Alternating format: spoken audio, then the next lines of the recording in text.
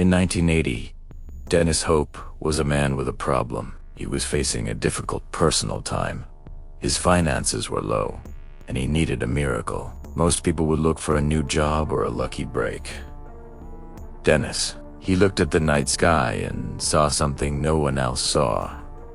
Unclaimed territory. He walked into a government office in San Francisco with a bold idea. He filed an official claim for the moon, along with 8 other planets and their moons. He wasn't joking. He was using a law from the 1800s that said if you find land that isn't owned and you claim it publicly, it's yours. The staff laughed. They thought it was a comedy sketch, but because there was no rule saying he couldn't file the claim, they were forced to process it. Dennis then did something even bolder. He sent a notice to the United Nations and the world's major powers. He said, "I am the owner. If you disagree, tell me why." They never replied. Welcome to the unlikely. Today, we are diving into the truth about the man who claimed the solar system. We're looking at how a joke turned into a multi-million-dollar business, why famous leaders are on his client list, and the secret reason why space programs are now forced to take him seriously. To understand how Dennis pulled this off, we have to look at the constitution of space. In 1967, long before Dennis made his claim, the world's leaders signed the Outer Space Treaty. At the time, they were worried about countries turning the moon into a base for satellites and control. So, they wrote a very specific sentence. Outer space is not subject to national appropriation by claim of sovereignty.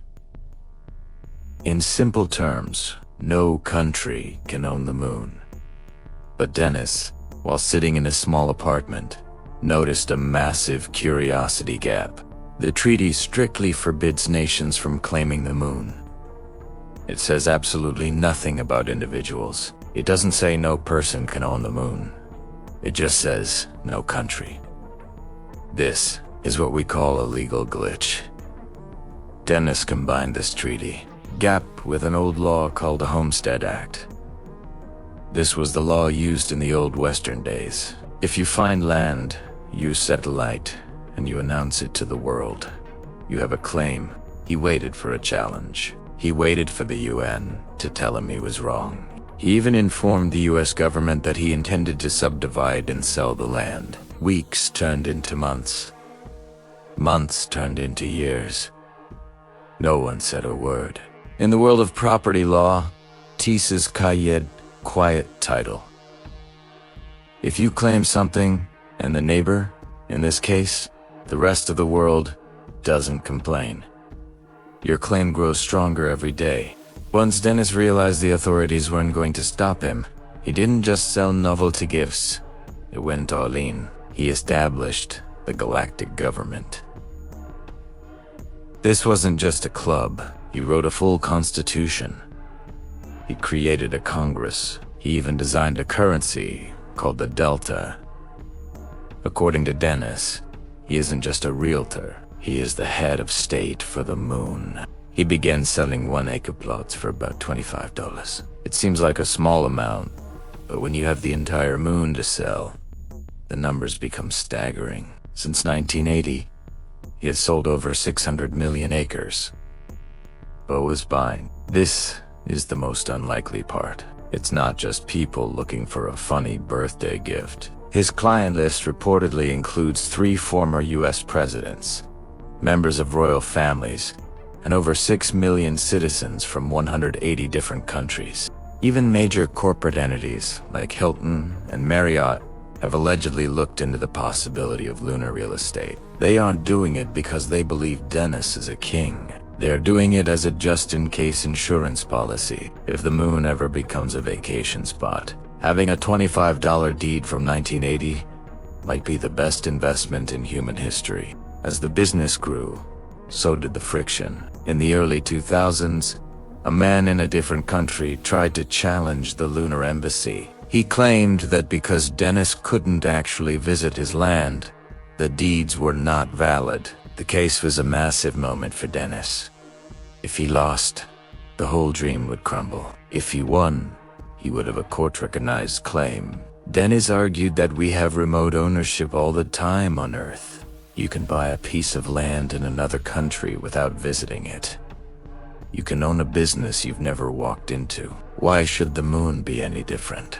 The case was eventually dismissed because the court didn't have the jurisdiction to rule on space territory. This sounds like a loss, but for Dennis, it was a huge win. By dismissing the case, the court admitted it couldn't prove he was wrong. It left him in a legal gray zone. And in that gray zone, Dennis has flipped. He has built a $12 million fortune from a document that started as a desperate idea in a San Francisco office. For decades, this was just a quirky story, but everything changed when scientists discovered what the moon is actually made of. It's not just dust, it's a gold mine for an element called helium-3. Helium-3 is the holy grail of energy.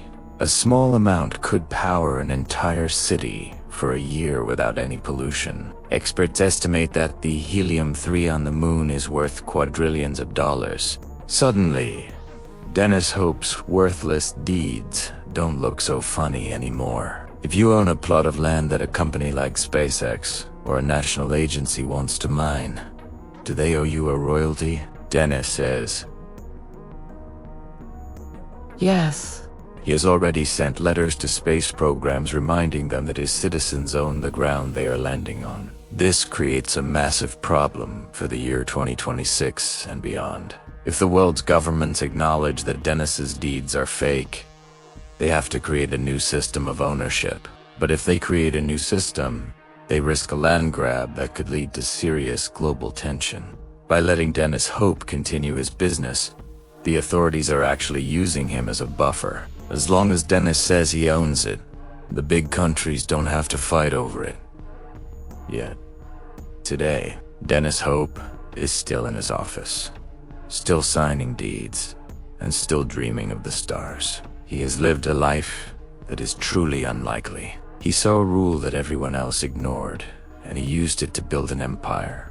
Is he a visionary who protected the moon for the people? Or is he a master storyteller who sold the world something it already owned? As we prepare to send humans back to the lunar surface in 2026, we are entering a new era. We are going to find out if the rules of space are strong enough to hold back the ambitions of men.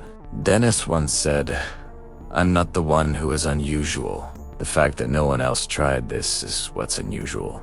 If you had the chance to own a piece of the infinite, would you take it? Would you trust a piece of paper signed in 1980? Or do you believe the stars should stay free for everyone? Let me know in the comments. This is a debate that is literally out of this world. Thank you for watching The Unlikely. If you enjoyed this journey into the strange and the incredible, make sure to subscribe. We're uncovering the secrets that shouldn't be true, but are. We'll see you in the next one.